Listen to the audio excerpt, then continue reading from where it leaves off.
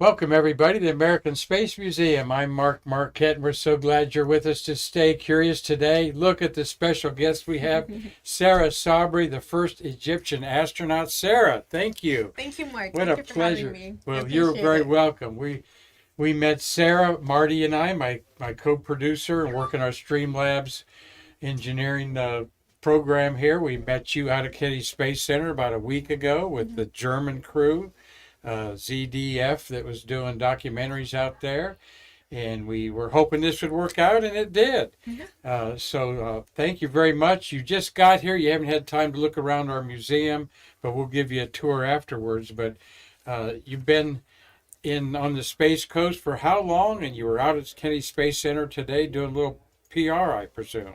No, today we just went with a couple of my colleagues. We just finished our astronaut training, scientist astronaut training thing with the Project Possum, and today we had a free day, so we just went around Kennedy Space Center just to look around and, yeah, and buy a lot of souvenirs. Many people out there today. It Yeah, didn't look there's too busy when I drove by it for a meeting today yeah, this not morning. too bad, not too But bad. No, it was okay. have you been there before this trip? No, it was my first time when we met there actually Yeah. last week.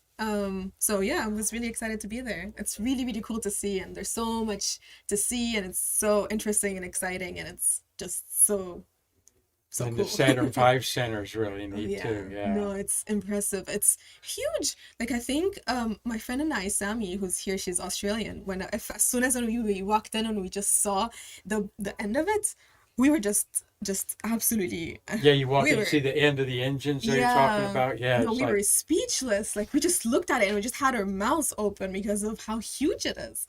that's It's right. massive. Well, Marty, my co-producer here, worked on the lunar module in the 1960s as an electrical engineer, and he was actually inside the Saturn V covering of the lunar Wow. module, the slaw, right beneath yeah, he's pointing to Wow. it there. He'd work Yeah. in there and he'd be waving back and forth and all. That's why we call our supporters of our museum, they're space workers, national treasures. Yeah. They've done something that we never did before. Well, Sara flew to space a month ago, August 4th, on the 22nd flight of a New Shepard rocket by Blue Origin. Here it is launching right there. You're on top of that thing. Oh my gosh. I Yes, mean, I how am. cool is that? I mean, it's got to be, you're just a month into it. So, Yeah. and then when she got out, here is your expression. And wow, I told Sara that there was a late 70s song called Sarah Smile by Hall and Oates. It was a #1 hit, and there is Sara smiling. And that smile hasn't come off yet, has it? Mm-mm. No, I've been constantly smiling. Well, what a beautiful picture, and we're going to see some more Thank you. pictures of you on there. And we're going to talk about Sara is the founder and CEO of the Deep Space Initiative. So we're going to talk about that after we talk about her exciting trip to space on this suborbital mission that had the nickname Titanium Feather. All Yes. right, and as you see behind Sara there, this was the spacecraft First Step Yes, is the that's name of first that step. first step. Now, Hmm. had this one been to space before? Yes, I think so. I All right. believe so. This is the sixth flight by Jeff Bezos's Blue Origin, and the 32 people have flown this suborbital mission up there. And Hmm. you and 5 other people were the last ones. We'll talk about your crew here in a minute.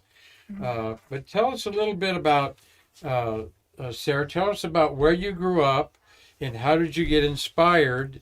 You're 28 years old, and so tell us a little bit about growing up in Egypt and what that's like, and how you aspired to do this. Hmm. I'm 29 this year. So 29 this yes, year. I'm Okay, 29. good. Yes. Okay, Um, you'll be 29 forever then, young yes, lady. I'm Okay. forever 29. Yeah. And yes, I did grow up in Egypt, and so growing up in Egypt, we're not really exposed to space. We don't really have rockets to watch, or we don't hear about astronauts, and so we're not really exposed to this field at all growing up. So I think my interest in space started from curiosity, from wanting to understand the origin of life, to understand what makes us human, to understand what's outside, so what's out there. And it just came after I finished my master's. I started looking into it more and more, and I just started learning about astrophysics, learning more. And the more I read about it, the more I learned, the less I knew. And I just realized that there's so much for us yet to understand, to be able to, for us to, to dig into it, to be able to understand fully and what's out there. And so I decided from there that I could potentially use my skills to help in making that happen and in helping humanity become a multiplanetary species. And it just the universe has been pushing me towards doing that more and more since then. And I have a background in mechanical engineering and a master's in biomedical engineering. So I found that there's so much that needs to be understood about the Good mix human there. Very about good the mix. human body in space. So now I'm pursuing my PhD in aerospace to focus my research on spacesuits. So I'm hoping to help the field in that way. And we're going to talk about your new field with Deep Space Initiative. The three cornerstones involve all of your disciplines there, from the astronauts to building structures to promoting the getting off the planet. And it's so exciting. Marty, 50 years ago, Marty was involved with Apollo 17, going to the moon the last time. I'm a baby boomer. We just can't believe when we look back that we lost this momentum, that when we were young, like you, we wanted to make ourselves a multi-planet species. But the timing has to be right, and I think the timing's now, Sarah. Yeah, I agree. I think we're living in such an exciting time where there's more and more things happening. There's a lot more opportunity now than there were, 20, 30 years ago. 20, 30 years ago, we only had, let's say, just, governmental entities that were working in this field a little bit. And now we have the commercial sector and the private sector that are doing so much. And, they're really changing the game here and really, pushing the boundaries of what we thought was possible. So it's a really exciting time, and we need more and more people involved in it to really see change. And we're getting those people from all over the world involved. Of course, the social media and communication the way today's made it a lot easier than when us old guys were young guys and wanted to do it, with a lot of licking stamps and mailing out letters and picking up the phone and calling people. It wasn't easy to do across in Europe and so forth like that. So, what about your family? They certainly have to be very proud of you. What kind of family did you grow up in? So I have my mom is an engineer. She's an electrical engineer. She's one of three to have graduated from Lebanon, from the American University in Lebanon, of three Absolutely. female in her major. So she set the bar real high. And then she did biomedical engineering on her own. She was running a hospital in Saudi Arabia at some point. And then she moved to Egypt with my dad, who was an Egyptian. And my dad is a businessman. He also is very, very hardworking. He's, I think a part of the reason why I am who I am is because of them, because, they've always made us think that everything is possible and that, not to limit ourselves. And also my dad did not I got lucky with my dad, I feel, because he wasn't really differentiating between the capabilities of a man and a woman, which is not really that common in Egypt, I think. So I was, I believe, very lucky to have had a father who didn't think I was less capable because I was a woman. And I think that pushed me more, and that made me believe that anything is possible, and that I could do whatever I thought I wanted to do. And it's not that I couldn't do it just because I was a woman. So I think I have them to thank for that. Well, I'm glad I asked. What a beautiful tribute to your parents Thank there. I you. mean, and not everybody has that sort of backing, and particularly there's a lot of bad stereotypes maybe about Egyptian women and being subservient, and that's not the case anymore, correct? Yes. I Yeah. mean, you're one of the ladies that's breaking that mold and so forth in there. You have any brothers or sisters? Yes, I have a sister. She's an architect, and a brother who graduated with political science. Okay. And are they jealous that you have an astronaut wing there on your chest? There, No. that's yeah. Marty, zoom in on that astronaut. And I talked to Sarah a little bit beforehand. We get into her training and story here, but tell us how you differentiate. She's a suborbital space flyer. Okay, is she truly an astronaut? Well, explain to us what you explained to me, Okay. Sarah. So I believe now the FAA is the one deciding whether, like, what makes an astronaut. And if we go into the definition of an astronaut, it means star sailor. So it's just by definition, star sailor. And also they're trying to set up these, I think they're in discussion now to about these three criteria that qualify you to be an astronaut. And first of them is passing the Kármán line, which you do with New Shepard. 62 miles or 100 kilometers, and you did that with New Shepard. Yes. And the type of training that you do before you go. And so I've been training with analog missions, with preparing myself, doing different types of trainings. So explain what the analog mission is. Yes. So analog missions are basically Moon or Mars simulations on Earth. So you simulate being on the Moon or Mars for a certain period of time, and you do everything that an astronaut would do on another planet. And sometimes you do have delays if you're on Mars, let's say, so you have delays in communication with mission control and things like this. And you simulate EVAs, which are extravehicular activities. You walk on the surface of the Moon or Mars, you pick up samples, you design new tools, you do a bunch of medical, medical scenarios or like emergency scenarios on the surface of the Moon or Mars. You test out spacesuits. And you've done all that. Yes. Wow. So where are these simulators at? So I've done one in Poland at Lunaris, and we had a moon mission simulation. So we simulated that we were on the moon for a couple of weeks. Couple weeks. Wow. Yeah. Great. How many people are involved with you in that? Oh, we were 6. We were a crew team of 6. Now, that's a substantial. Yeah. And actually, here in the studio, we have a couple of my friends / colleagues who we just yesterday graduated from our Project Possum program. So it is a scientist astronaut candidate program. Mm-hmm. So we are basically trained to do more research in suborbital space. So we kind of study. We train to wear spacesuits and also to understand hypoxia and how to start feeling when you're starting to lack oxygen in your system, and how to kind of see if it's coming in. Divers call the bends, right? So hypoxia is more when you don't have enough oxygen in your system. So that could be something that could happen when you're wearing a spacesuit. So you want to understand if you're wearing a spacesuit and your systems are not functioning properly. You want to know when that's starting to happen. You want to know what symptoms you're going to be having so that you can react to it. Otherwise, you can have bigger consequences, which you don't want to have if you're on the moon or Mars. And we did also aerobatic flights. So we simulated high Gs and low Gs. So I personally went up to 8 Gs and -3 Gs, which was really intense, wow. But a lot of fun. And also a bunch of other stuff. So this program is really, really intense. So we had an intense 5 days this week. But we just graduated yesterday. So well, congratulations. Maybe we'll get them on here at the end of the program here when we do. Yeah. And Sarah was telling us the 3 requirements that Federal International Aviation Association is adopting to who's an astronaut. One is that you go above the Kármán line, 62 miles or 100 kilometers. The other is you have this intensive training, which you have. And then the third? The third is what type of work that you do when you come back. So with Space for Humanity, so my sponsors who sent me to space, so they sent me for a purpose. They selected me out of 3,000 to 7,000 applicants from all over the world. Space in Humanities. Space for Humanity. Space for Humanities, yes. Was your sponsor. Okay. Yes.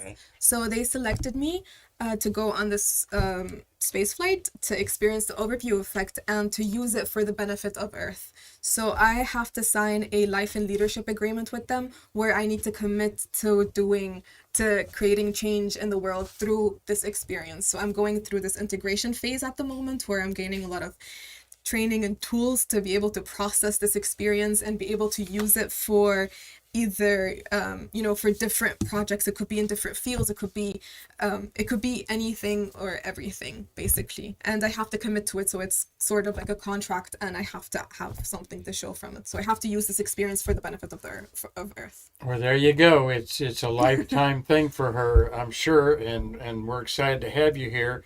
Our American Space Museum here in downtown Titusville for 21 years has been preserving the birth of America's space age right here in what we call the delivery room of the space age, Brevard County. You've been around Brevard County, very beautiful county, a lot of nature going on here, and as well as space. And we have you guys are going to visit our Space View Park, where we have over 30 astronaut handprints in bronze. To us, it's like a Taj Mahal, Egyptian pyramids.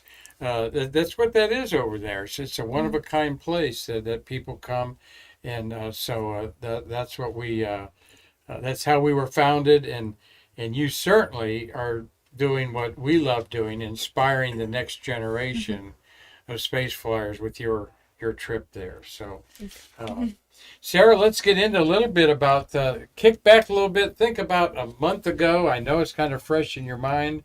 How could it not be? When you were a suborbital flight with 5 other people. What are you holding there? So, Blue Origin works with a nonprofit that sends postcards to space and then sends them back to kids to inspire them. So they had each astronaut draw like a little note or a drawing, and these are donated to just kids to inspire them. So I made 3. So I made one about the overview effect. That's the one that I'm holding in my right hand. I made one for Space for Humanity. So it says to space for Earth. So it's just Space for Humanity slogan, which also means that we're going to space. And it's also Blue Origin's mission, because also on our Blue Origin logo, it says for the benefit of Earth. So Blue Origin's mission is as well kind of sending humans to space for also benefiting life on Earth. So that was very meaningful. There's your crewmates for this 10-minute flight there. Did you have anything to do with designing that patch? We did not design it, but each person has a little Easter egg there. So really? Yes. So there is each. So you got a little something hidden in there. What do you have hidden in there? So you can see the pyramids on the top left corner. I do. They're sideways. Yes. But yeah, see that top left corner, Marty, the pyramids there? Of course you're going to have the pyramids. Yes. Or the Sphinx. Yes. One of the two there. Yeah. So yeah, right there. That's your little what they call Easter egg, something that's hidden in a picture there. So that's a cool logo. This was the 22nd flight of a New Shepard, including the uncrewed versions of it. And I wanted to ask you, what is Jeff Bezos like? I have not met Jeff Bezos. Oh, you didn't meet him? Mm-mm. Okay. All right. I'm heard kind of surprised at that. I kind of thought he would show up to all the launches. But okay. Yeah. Well, that's on your to-do list. I'm sure he'll be delighted when he meets you, because you are certainly representing yourself well. Not just here on Stay Curious, but here on the Space Coast. I appreciate it. Thank you. Here's your crewmates, all right. And we wanted to point out that the lady on the far right, she is amazing. Yes. That is Vanessa O'Brien. Yes. But the gentleman beside her with the goatee is Steve Young, and Steve owns a restaurant called Pineapples here on the Space Coast. And I met you and Steve together. And we hope that Steve can be on Stay Curious sometimes. He ought to. He lives around here. Yes. So, Yes. Did you go to his restaurant? Yes, of course. The food is amazing. I highly recommend anyone eating there. Yeah, it is. It Yeah. is. I've had some of their shrimp scampi and stuff like that. Of It's course, really good. all the food on the Space Coast is pretty good around True. here. Yes. In Yes. there. But let's just say you had left to right there. Tell us your crewmates there, left to right. So we have on the left we have Clint Kelly. So he used to be one of the first people to work on automated vehicles. He is such a smart and kind man. He was always so sharp. He was always 2 steps ahead of everyone during our training, always asking the questions before we even got to them. He is such a kind and like wise, Is he in his so many 70s? stories. I didn't write down how old he was. I am not sure exactly how old he is, But but he's yeah. anyway, Yes. all right. Then there's you, And then there's me, and then there's Mario. I don't want to Mario Ferrario. Ferrari. Yeah, Ferrario. yeah, Yeah. Ferrari. Yeah. All right. I'm sorry if I'm saying your family name wrong, Mario. Please don't hate me. Mario is also a vibe. Like he is an amazing person. He is a businessman. He's the first Portuguese person to go to space, which was incredible for his country as well. And he's very, very smart, very knowledgeable, very experienced. He's had several businesses. He's investor. He's an investor, and he's done a lot of really incredible things. And then we have Kobe Cotton. He's one of the founders of Dude Perfect, a YouTube channel. So he's really done a lot of things. He's also such a kind Dude Perfect Yes. is his YouTube channel there to promote them. Kobe Cotton. Yeah. Yes, Kobe Cotton. He's also such a kind person, and he's such a fun person to be around. A lot of jokes all the time. So it's been really, really fun spending time with all of them. And of course, Steve, who's become like family to me. Well, good. Yeah, no, Steve is such an incredible person, such a kind-hearted man, and him and his family have took me in as one of their own. He introduces me as his niece now, which is really nice, Okay. and they have become my second family. He Well, is, good. Good to have a second family on Yeah. the Space Coast here to yeah, go to launches and get away from winters and so forth. Yeah. yeah, We were looking forward to seeing you, Steve, here on Stay Curious and, yes, and showing off our museum to you.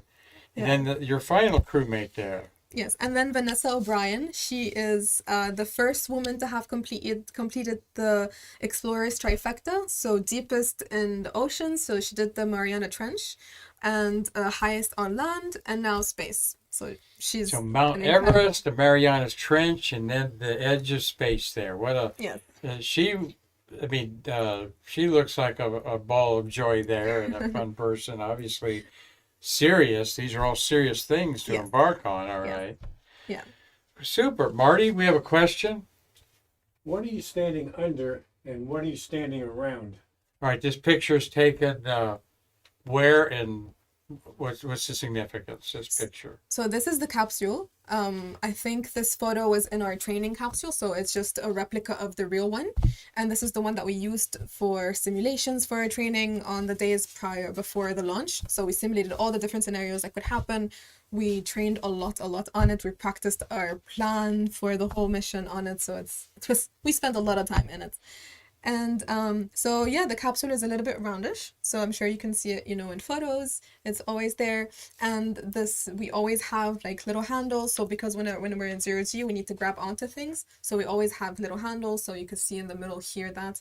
So And that was a fixture there to grab during 0G to So- help show yourself too, right? yes, so you can grab onto it, and then it's the emergency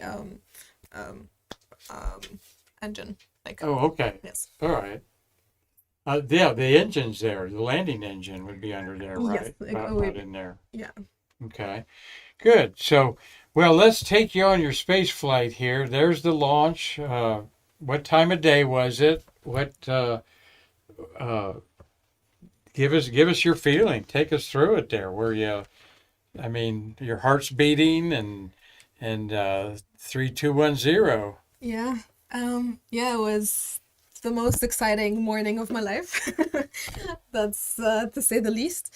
It was such an incredible day. Like the weather was really nice. They had all our families come in at the astronaut village before our takeoff. So we got the chance to say goodbye to everyone, to hug everyone, say, just everyone gives you a few last items to take with you to space. So we kept like wearing bracelets, putting things on my flight suit just to take last minute things to space. So it was really nice to see everyone, and the vibe was really nice. The atmosphere was very encouraging and fun to be around everyone. And then we got in our cars. We drove to the landing pad, to the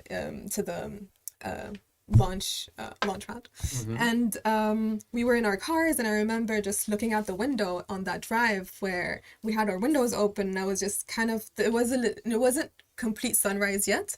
So it was a little bit dark still, and I was looking out the window and I could see the rocket on my right. And I remember just looking at it and just, I kind of, the whole world stopped for a few seconds while I was just looking at it and kind of feeling the breeze. And I remember just thinking, oh my God, I am going to be sitting on this rocket in a couple of minutes. And it's just this moment of realization that, okay, this is happening. Like it's right there. And I'm on my way to get on it. And it was just this moment of like, I could not believe this was really happening right now. And it was just the most exciting minutes of my life where I couldn't wait to get on it. And it's just this pure excitement and joy. And I'm just like as happy as anyone could be, you know? And I will never forget those moments where it was really time stopped. Time just stopped for a few seconds, or just looking at it, and I was just in belief, and I just wanted to pause it. I just wanted to take it all in. And as a friend of mine was talking about these little gems, you know, these little moments in time where you need to kind of appreciate those little moments. So that to me was a big gem. It was something that I will never forget. Yeah, I was going to say, what moment lingers in your memory? And boy, there it is, just seeing that, Yeah. that pre-dawn view of it. Oh, awesome. Yeah. Well, here you are just a few seconds into flight, a drone taking these pictures. I love those shots Yeah. there. Did you have a sensation? What did it feel like when you lifted off? A sensation of movement, or what was It that? was, Was it noisy? well, we had noise, like we had earplugs, and so Earplugs, yeah. because yes, it is very noisy. It is very, very noisy, of course, with the engines and the fans and everything. So we did have things to kind of you know, help out with that a little bit. But it was smooth, and you're excited. You're very high. You see, you know, the ground moving farther and farther away from you. Like you are moving at a pretty fast pace, and it was a smooth ride, to be honest. It was smoother than I thought it would be. And you're just looking there, and you're just this pure excitement of, you know, your brain is just so aware, like everything is just turned on. I feel like you use a lot more of your brain because you're just like, your eyes are so open and you're really seeing what's going on. And it's just pure excitement. And it was just so thrilling. I didn't put a slide in of the interior, but there's 6 of you on couches near these giant windows, right? So Yes. you're actually laying down and looking out Yeah. until you reach the apex there, where you. Mhm. So what was that like, feeling a few moments of weightlessness? Oh, it was incredible. Yeah, we each had a big window next to us, so we didn't really have to move around too far in the capsule. And we are strapped in, so you're strapped in until you go up, and then you have clear from Blue Control that you can, you know, unharness, and everything is safe, that then you can unharness. And so that moment when you unharness, I feel like everyone was just so excited. We couldn't believe, okay, we're there, and you're looking at the window, and you need to do this, and we have our zero-G plan. So we did the first formation to ever be done in space with the crew. So we all kind of hung around in the middle. We held hands together. We took, you know, we had this moment together, and then each one did their separate things. Like we did, you know, upside down things, and then all of us had, you know, in our zero-G plans just to look out the window. That was our main thing. We just spent most of the time just looking out the window. We got everything done in about 30 seconds. And then, I mean, I just a few days ago watched my, we have our little videos, like each one has a separate video for, you know, from the capsule. And I just watched mine a couple of days ago. And you can just see me, you know, in diving, because I'm a scuba diver as well. And you can, when you're scuba diving, you put your hands together here and you kind of like just relax and just move around with your feet. And I kind of just, that became muscle memory to me. And you could just see me looking out the window, just like with my back to the camera and just floating like this. I'm just looking out.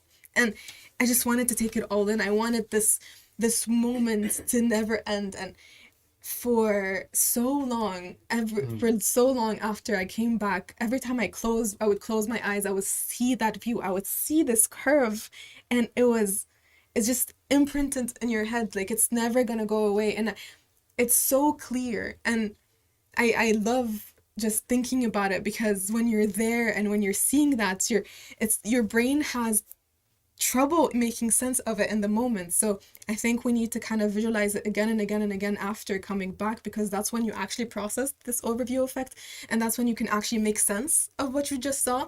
because we have not biologically evolved to see this. Like we were not prepared for this. This is something that we don't know what it's gonna feel like, or we don't know what it's gonna really look like until you're there.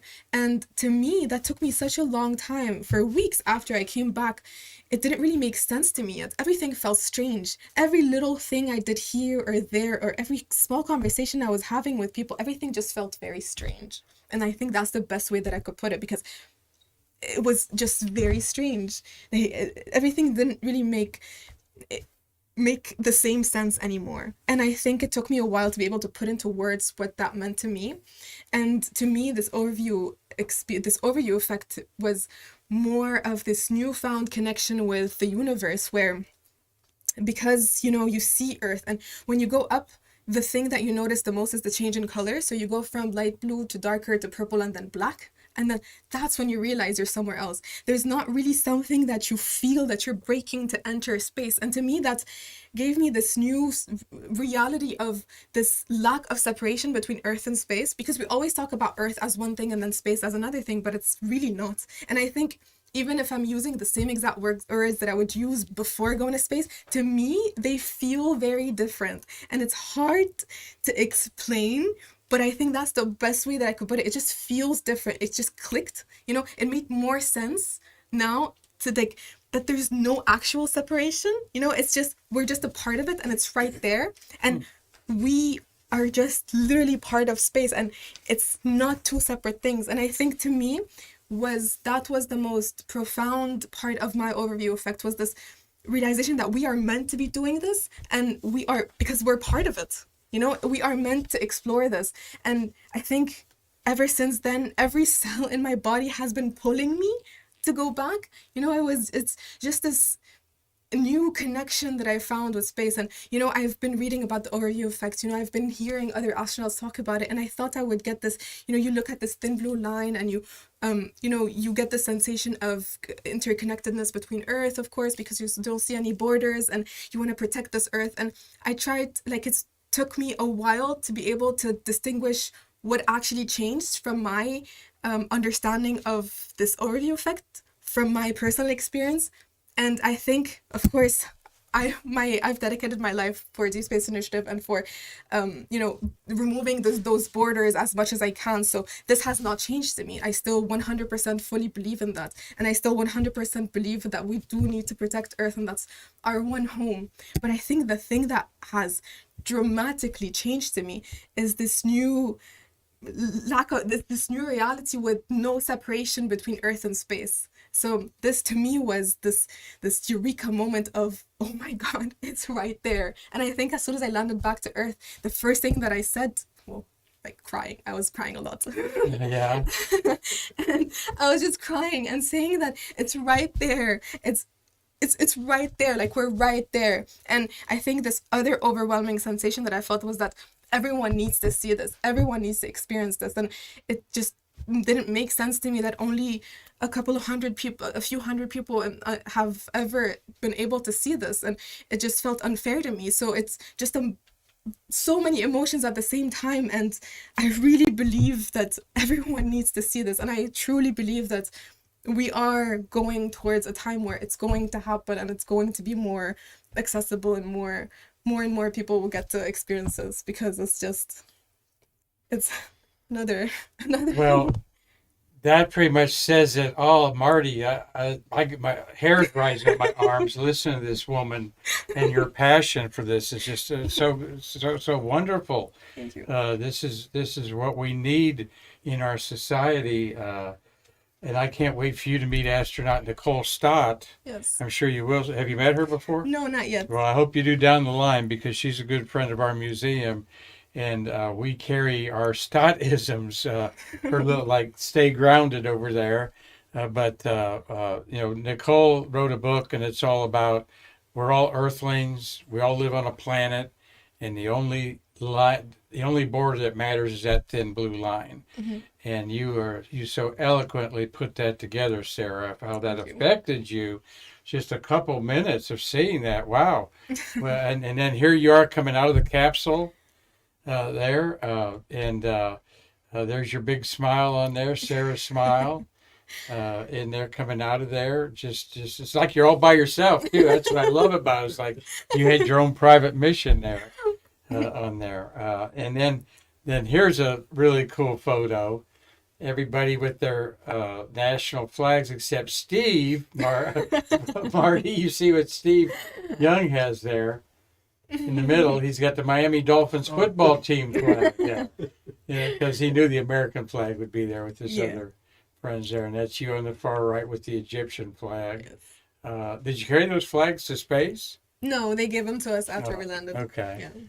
I carried a tiny little flag that I can, stick on my patch, on my suit. I heard Laura Shepard Churchley talk how profoundly this impacted her life, and she's an older woman, in there. And here's your crew again.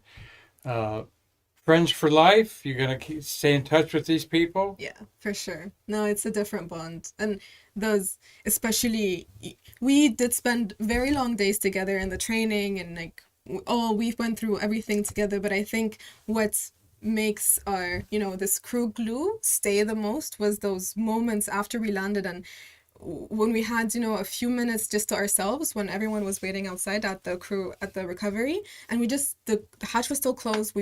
We had just landed back on Earth, and we were just all looking at each other, and a lot of us, I think the majority of us, were crying because of me. Because I was crying, and when they looked at me, they started crying.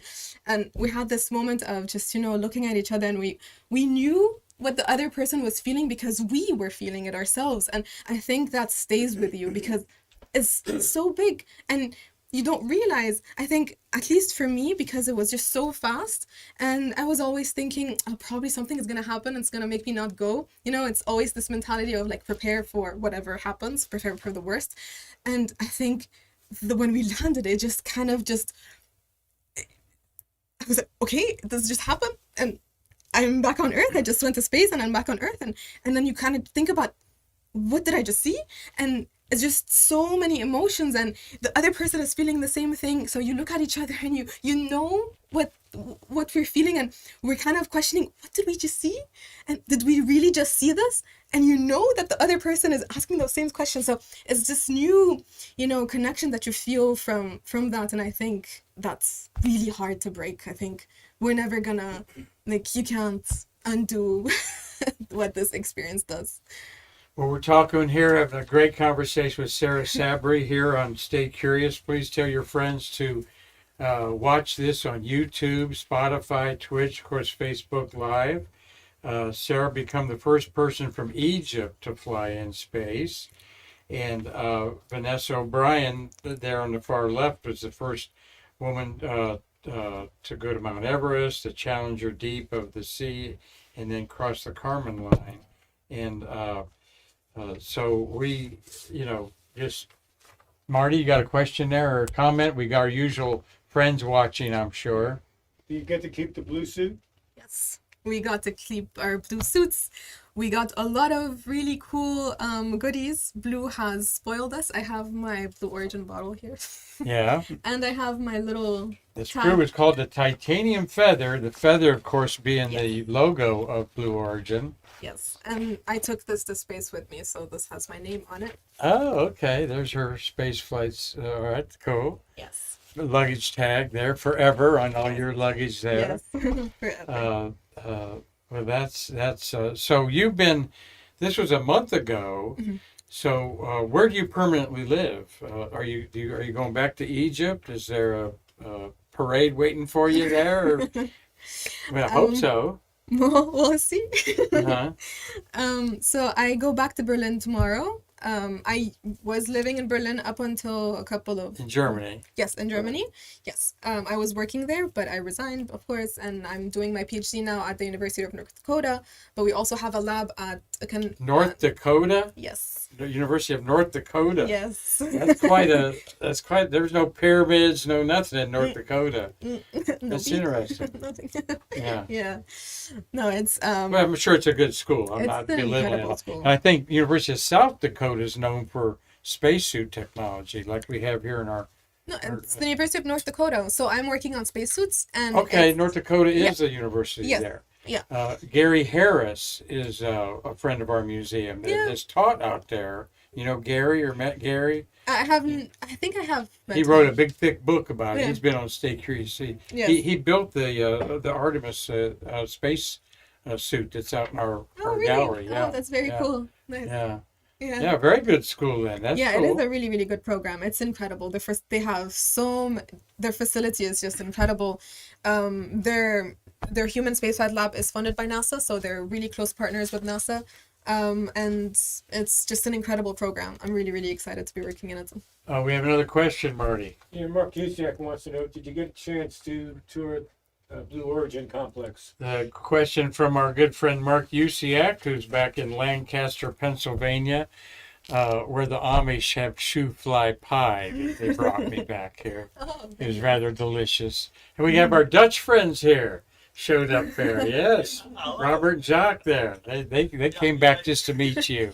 They're from the Netherlands. hi. I guess that's Dutch, right? Duh. Yes. But yeah, Mark is asking you, did you tour the Blue Origin campus here? Yes, I went to the one here last week when we actually met.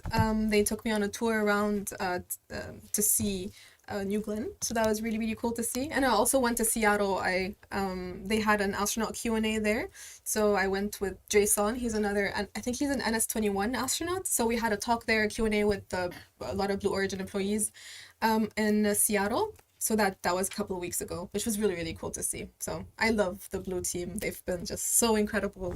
And How big is that New Glenn rocket look? oh my God. People don't understand how big that is, No. Sarah. It's massive, massive. At Blue here, at their facility at KSC, you can see a little model of the New Shepard with the actual New Shepard behind you, and then you see the scale of the New Glenn next to it.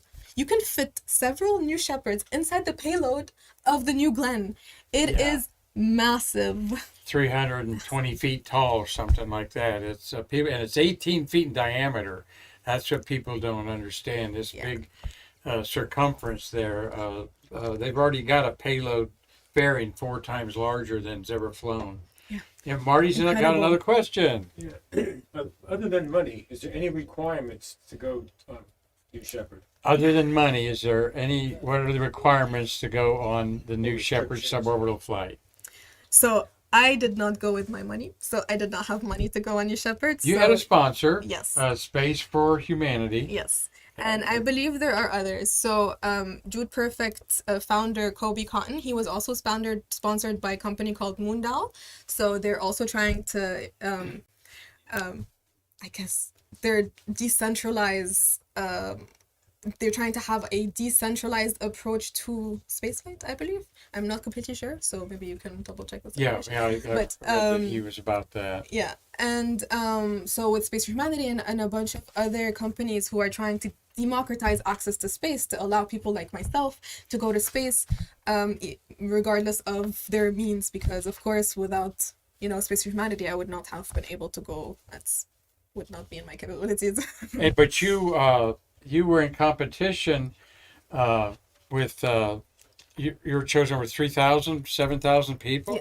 Yeah, exactly. So Wow. I prepared my application earlier in the year, and they selected me for the work that I've been doing in the space field with my company and with other outreach, because I do a lot of work with the Egyptian Space Agency, just to kind of bring more exposure to the space field, get more people involved in space. So it goes along with the mission of Space for Humanity, which is space for all and space for Earth and making it for everyone.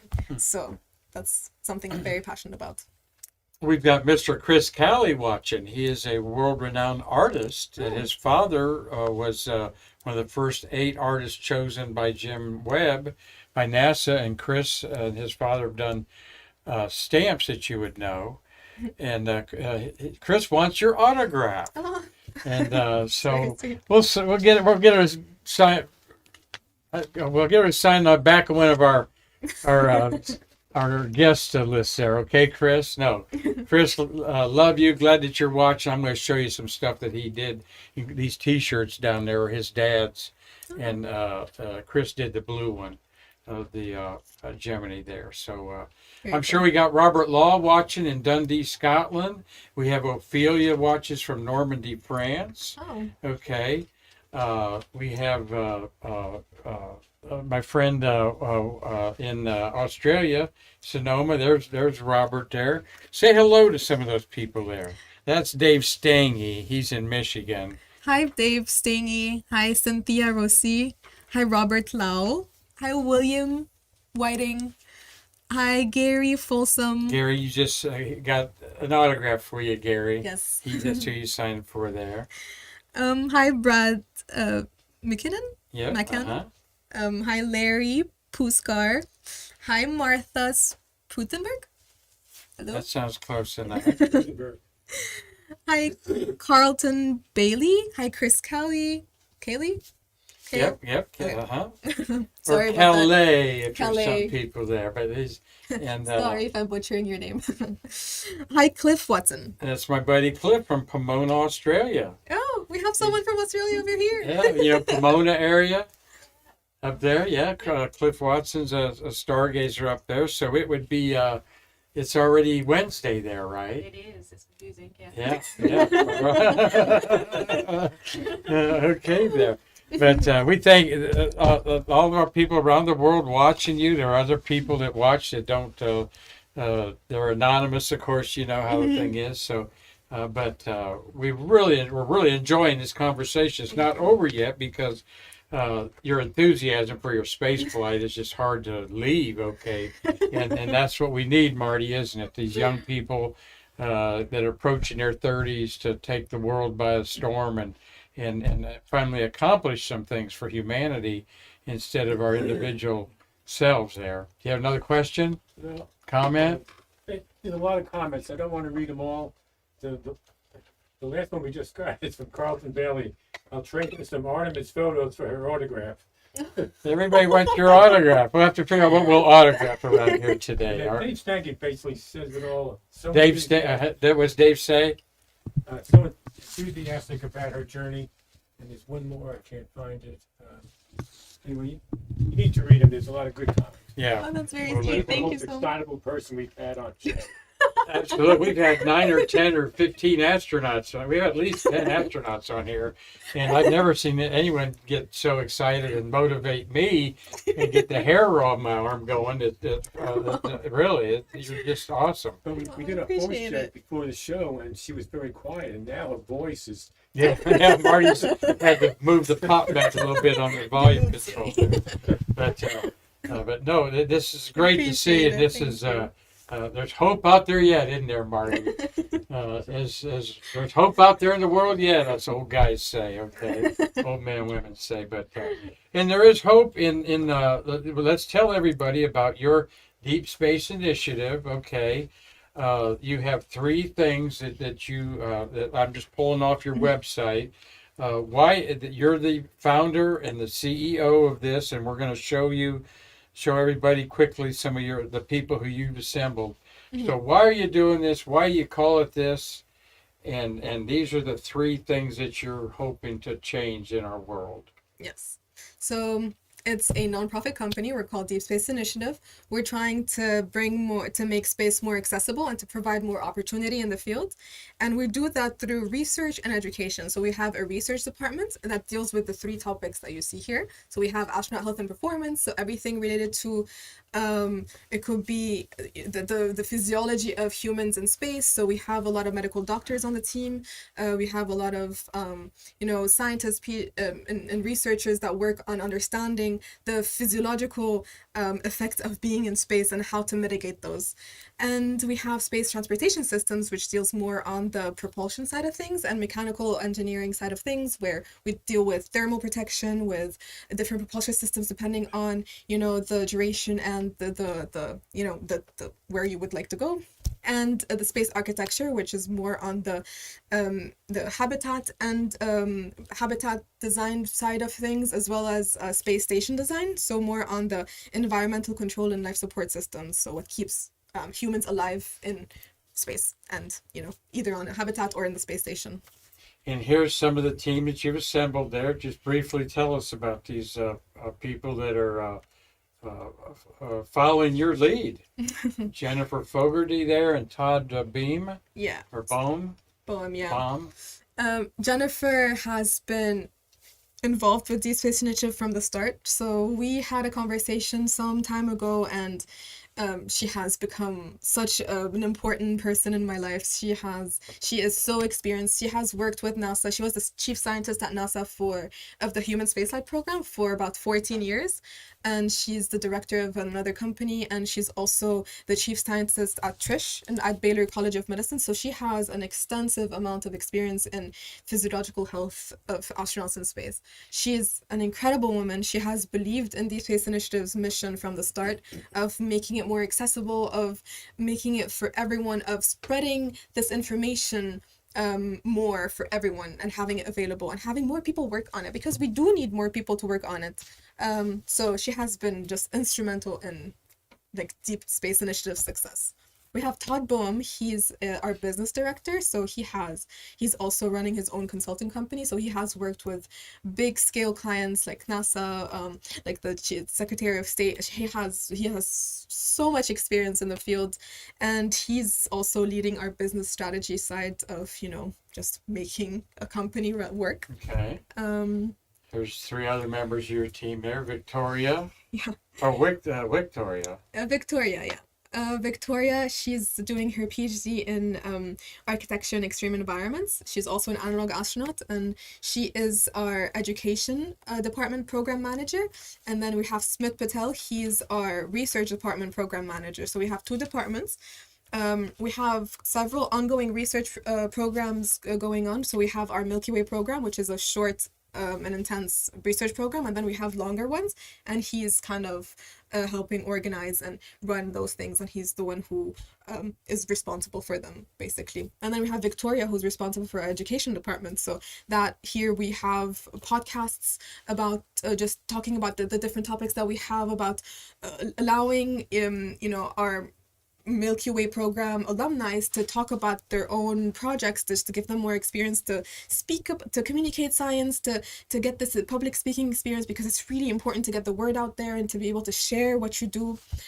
So we do that through the education department, where we also provide short courses, long lectures by professionals in the field as well. So these are the 2 main things. And then we have Karan. He's our legal director. He's a lawyer. He's responsible for all of our legal things. And we also have another team of lawyers that are working behind the scenes. And there were also... Patel. Yeah, Smith is the program manager for the research department. Gotcha. Yeah. Good. Sweet. And then finally, you do have a few gray hairs in there. George Salazar and... Maki Habib. Habib, yeah. Pablo DeLeon is my PhD supervisor as well at the University of North Dakota. Okay. And Larry Toops, he's a former NASA space architect as well. And George Salazar is a NASA engineer as well. Oh, and the NASA engineer part of your team there. Yes. And your advisor from Egypt? Yeah, he used to be my mechanical engineering supervisor in Egypt. So he brings a lot of experience in that. So we wanted to have academic advisors as well as like private advice from the private sector side of the commercial sector, and also governmental, just to kind of cover all grounds. That's quite a team following this young lady. Deep Space Initiative. You just had, I saw in April, a conference that you had speakers and on YouTube or whatever on these different things there. So you can go to their website, Deep Space Initiative, and see some of the things that they're doing in there. Marty's got a comment. Yeah, it was Larry. Excuse me, Larry Puskar's comment I was looking for. Sarah is a terrific representative for space exploration. Larry Pushker saying that you're a tremendous representative for space exploration, and I second that. And I know our Stay Curious fans out there are really turned on by what you have to say. Really, it's, Thank you, appreciate it. Tom Usiak is saying, could you ask her to sign something for me? Anything you can find. Yes, of course. Thank you so much. Tom, I'll have her sign the Shuttles of August, or maybe the Stay Curious logo there. But Well, I would we'll have do. It looks like you're going to be signing a few little things for us, and I got. Yeah, Great, it's it's on my that pleasure. board. Yeah, you're going to have to sign Yeah. that for you there. Yes. And here's your crew there. That's kind of a neat picture. You do a lot of publicity pictures. Yes. It looks like, right? Yeah. There, and this is out at the pad on the thing out there. Mhm. Well, we have certainly enjoyed this. Stay curious. What were you laughing at, Marty? The thing out there. Yeah, the thing out there. I'm like thinking of a way to end our program here. It's the way I want to end it. That is the pad and the thing out there that you're standing on, right? With Now, that everything thing, took us to and space. that thing and the other thing got you to space, Yeah, exactly. right? That's the one. Yeah. So, what I want to do is we've enjoyed this conversation with you, Sarah. You're a delightful guest, Thank and Marty and I've done this quite a few times now. I think she shot up to one of the top of the list here, right, Marty, with our favorite interviews there. Oh, thank you. Oh, for sure. But what I'd like to do, and there you are, look at you up there. I just can't get over that Sarah smile there on there.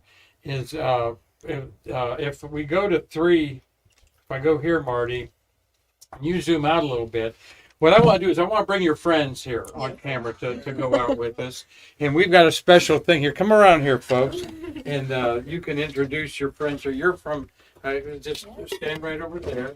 Marty's going to zoom out a little bit. And you can sit down and I'll have, you're from Australia? I am, yes. What's your name? Come on. Sammy. Come on here. No, analog astronaut. I've learned a new name, analog astronaut. Is All it right. scientist And what's your name? astronaut? That's Gary here. All How you right. doing? And what's your name? Ola Oluwatobi. Ola Oluwatobi. That's Ola Oluwatobi. Yeah. I can't do German, but I can do Ola Oluwatobi. You come in here with us here. What's your name? David Attic, David. All right. Where are you from, David? Illinois. Illinois is okay in there. Well, I'm going to have Sarah. I'm going to have you sign for us here. One thing that we signed. This is all of our guests on Stay Curious. We haven't shown this to you before, but we got Hugh Harris on there, the voice of NASA, astronaut J.D. Bartow, Jay Honeycutt, who is the center director, is on there. Mr. Nick Thomas, who introduces all the astronauts. That's Nick's signature there. Bill Waldron was Marty's boss of building the lunar module and so on. But you sign that there for us, okay? Anywhere you want, but put under there Blue Origin astronaut, whatever you want to put on there. And I think, folks, I want my Netherlands guys to come in here too. Let's get Rob. Rob and Jacques, come in here, buddy. We'll get the whole gang in here. Come on, come in here. Yeah, we'll put one of my taglines that we end the show with. Here's Jacques. Yeah, you're from what town? Houten, the Netherlands. Houten. Hello. Rob, Hello, Rob, Mark. Rob, Mark, Rob, hello. Mecklenburg there. Mecklenburg there. Man from Holland. That's right there. So you guys know what I say to end the program. We say we'll see you again to bridge the space between us. So we'll Yes, all do yes. that. Say bridge. So when we go out here, Marty, anything else to add to it? I'm glad to have all these people. What do y'all think about this wonderful lady that's your friend here? Incredible. Amazing. Yeah, believe. Do you all want to go to space too? Absolutely. Yes, of course. Yeah.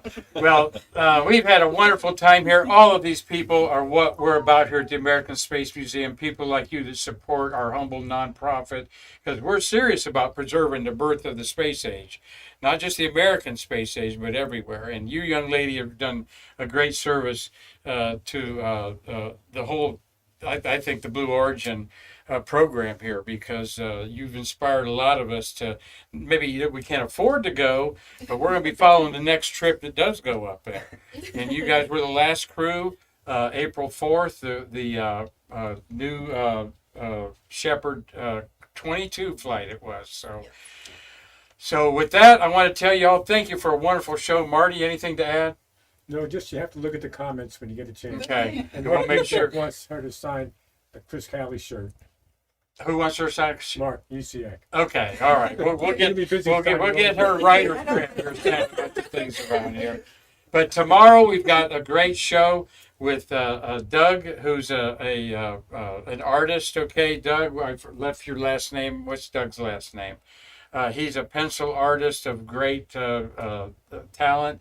Thursday, we're going to talk to Alex Carl, who is an ESA Eurocom. We call him Capcom here, but we're going to talk to Alex in Cologne, Germany, or wherever he's at ESA's headquarters, talking about getting Samantha Cristoforetti back here here at the end of October, or mid-October, I think, and launching the next one. And then Friday, we'll have another great show for y'all here on Stay Curious. So y'all help me out here to tell people that on behalf of the American Space Museum, I'm MarQ Marquette, and we will see you again tomorrow to bridge the space between us. Stay curious.